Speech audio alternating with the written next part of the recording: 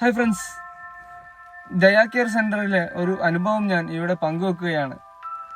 ദയാ care സെന്ററിലേക്ക് വന്ന ഒരു അപേക്ഷ ഞങ്ങൾ സ്വീകരിക്കണോ അതല്ല ഒഴിവാക്കണോ എന്നറിയാൻ വേണ്ടി ഞങ്ങൾ ഒരു വീട്ടിലേക്ക് എത്തുകയാണ്. ഇരുനില വീടാ. വീട്ടിലുള്ളത് ചെറിയ പിഞ്ചു മക്കളുണ്ട്, വലിയുമ്മയുണ്ട്, അവരുടെ ഉമ്മയുണ്ട്. ഗൃഹനാഥൻ കോമാ സ്റ്റേജിൽ കിടക്കുകയാണ്.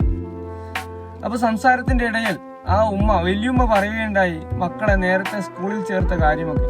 അപ്പോൾ എന്തുകൊണ്ടാണ് നേരത്തെ സ്കൂളിൽ ചേർത്തതെന്ന് ചോദിച്ചപ്പോൾ അവർ പറയുന്നത്, ഞങ്ങളുടെ വീട് ഇരുനില വീടായതുകൊണ്ട് ഞങ്ങൾക്ക് റേഷൻ കാർഡ് ദാരിദ്ര്യരേഖയുടെ മുകളിലാണ്, അരിയൊക്കെ കിട്ടുന്നത് വളരെ കുറവാണ്.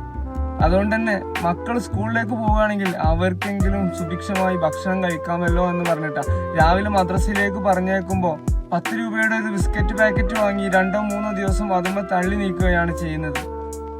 അങ്ങനെയുള്ള ഒരു വീട്ടിലേക്കാണ് ഞങ്ങൾ എത്തിപ്പെട്ടത്. വീടിന്റെ വലിപ്പം നോക്കി ആരെയും നമുക്ക് അവരുടെ ദാരിദ്ര്യം നമുക്ക് നിശ്ചയിക്കാൻ കഴിയില്ല. പലപ്പോഴും ഗൾഫിലേക്ക് പോകുമ്പോൾ അത്യാവശ്യം അവനെൻ്റെ ആഗ്രഹം പോലെ ഒരു വീടൊക്കെ വെച്ചാലും പക്ഷെ നമ്മുടെ ഭാവി ജീവിതം നമുക്ക് സുരക്ഷിതമായിരിക്കില്ല. അപ്പോൾ ഇതുപോലെയുള്ള പല ആളുകളുമാണ് ദയാ കെയർ സെന്ററിൽ ഇന്നുള്ളത്. ദയാ കെയറിൽ 160ഓളം കുടുംബങ്ങളെ ഇന്ന് ദയാ കെയർ സെന്ററിൽ നിന്ന് കിറ്റ് കൊടുക്കുന്നുണ്ട്.